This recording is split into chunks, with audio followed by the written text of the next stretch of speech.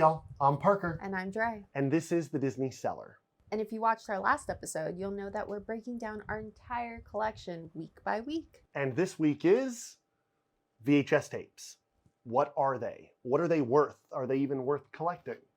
Who are VHS tapes? Who indeed, Dre? To be honest, guys, I probably know about as much as you do on this. So I think I'm going to let Parker take the lead on this one. You sure? I'm sure. Well, to begin, when we talk about Disney VHS tapes, there's just a lot to get through. From the animated films to the live actions to the straight-to-home video releases, and then the re-releases and the re-re-re-releases. It's just a lot to digest. So for our purposes today, we're only going to focus on animated films. We'll break down all the various collections and their history, but broad strokes, just an overview. And then in a later episode, we can do a deep dive and talk about their specificities and eccentricities. It's a lot of icities, man. It's a lot of collections. You'll find out. But for now, let's just call this Disney VHS Tapes 101. Let's do this. Okay, so the first releases date all the way back to the early 80s, and they were really the brainchild of Disney CEO Ron Miller, who was the CEO after Roy Disney, but before Michael Eisner, and just so happened to be Walt's son-in-law. He was married to Walt's daughter, Diane. Exactly.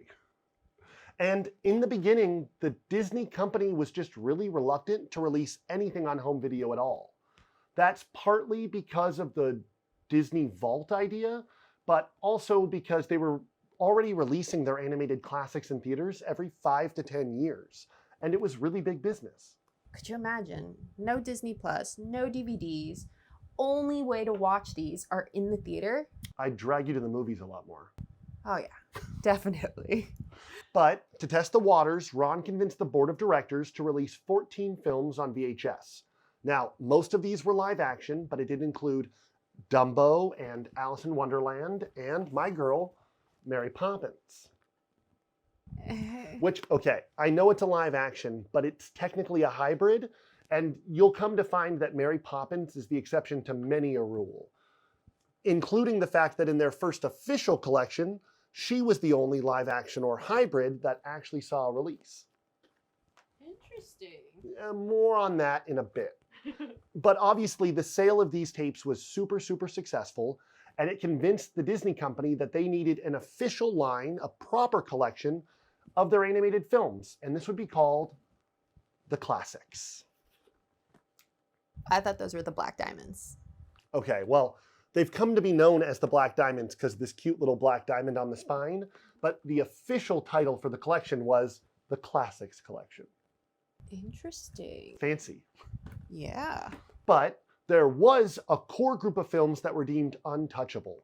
These are movies like Snow White and the Seven Dwarfs, the big box office hitters, so to speak. And they didn't want to jeopardize their earnings, so can't touch those, not a part of the classics. That would change in about a decade with the Masterpiece Collection, but now we're getting a little bit ahead of ourselves. So the classics officially began with the release of Robin Hood in 1984, and then Pinocchio in 85. And these actually included the only black clamshells. Why were they black?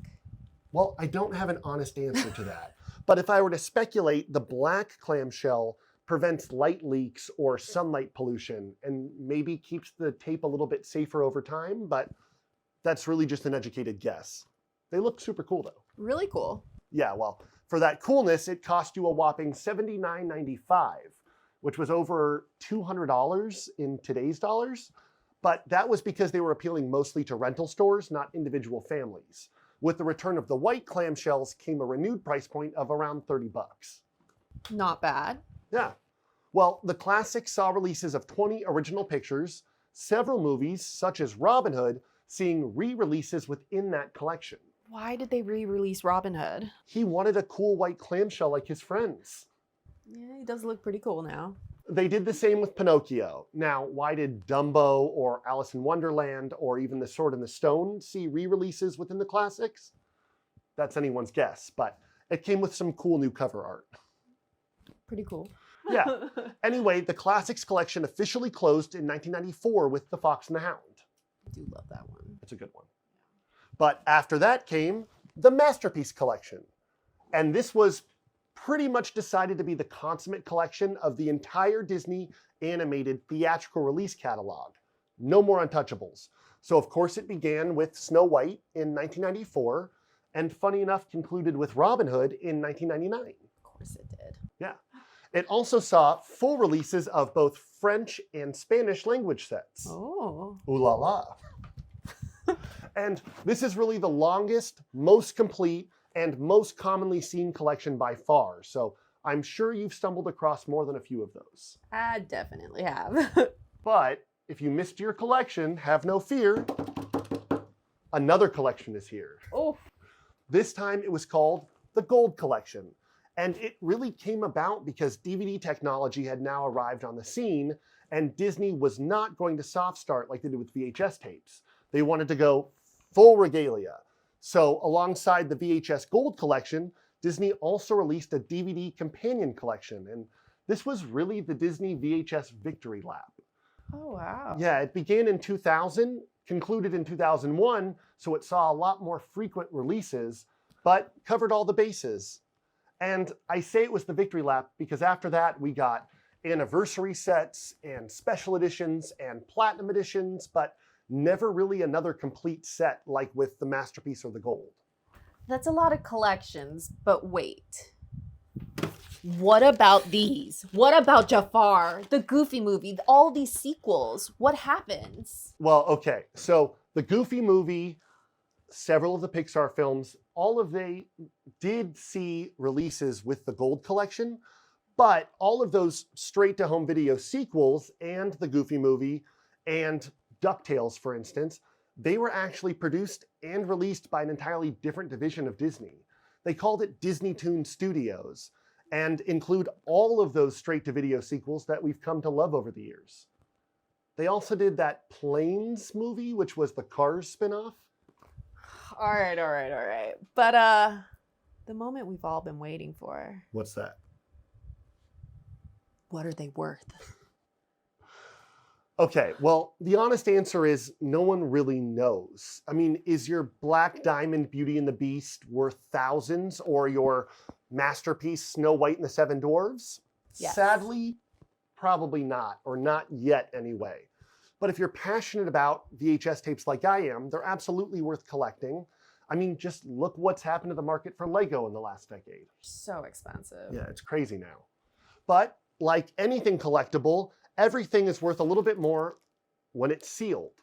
It's also important to note that VHS tapes, unlike Legos, sort of, or Pokemon cards, for instance, they do degrade over time. They're susceptible to sunlight and magnets and, yeah, even watching them too many times. Guilty. It's also where the fad of VHS grading comes into play. Grading companies will assign a letter grade to your tapes based on the condition of the clamshell and the seal, just like a Pokemon card or a comic book. And then in doing so, we'll also enshrine it in a plastic case, hopefully preserving it for decades to come. That's really cool. Well, funny enough, for all the things we have here in the Disney Cellar, we have yet to acquire a graded VHS tape. So I just so happen to have my favorite film here, a Goofy movie. So I'm prepared to play guinea pig and get this thing graded. Now, there's a couple companies that do this, and each are a little different. Some will grade the seal separate from the tape. Some will grade it all as one thing. But this seal, to, well, my untrained eye, is pretty pristine and also comes with the original promo stickers on the cover, which is a good thing because it generally points to the originality and provenance of the tape. But also the clamshell itself doesn't have a lot of, you know, degradation or breakage or anything like that. So all around, it's a pretty good tape. I think we're going to send it off. We'll get it graded, and then we'll let you know what that grade was in a later video. Maybe another one of our VHS episodes, like all about the classics or Disney Toon Animation episode. Exactly. We'll circle back to it later. But for now, I think that's probably more than enough for today. Lovely. So we'll call it there. Like I said, this is the first of many in this series, so please follow for more. Come back and see us soon, and we'll talk more about all the separate collections of VHS tapes. For now, we really appreciate you stopping by. This is the Disney Cellar. I'm Parker, And I'm Dre. and we hope you have a magical day.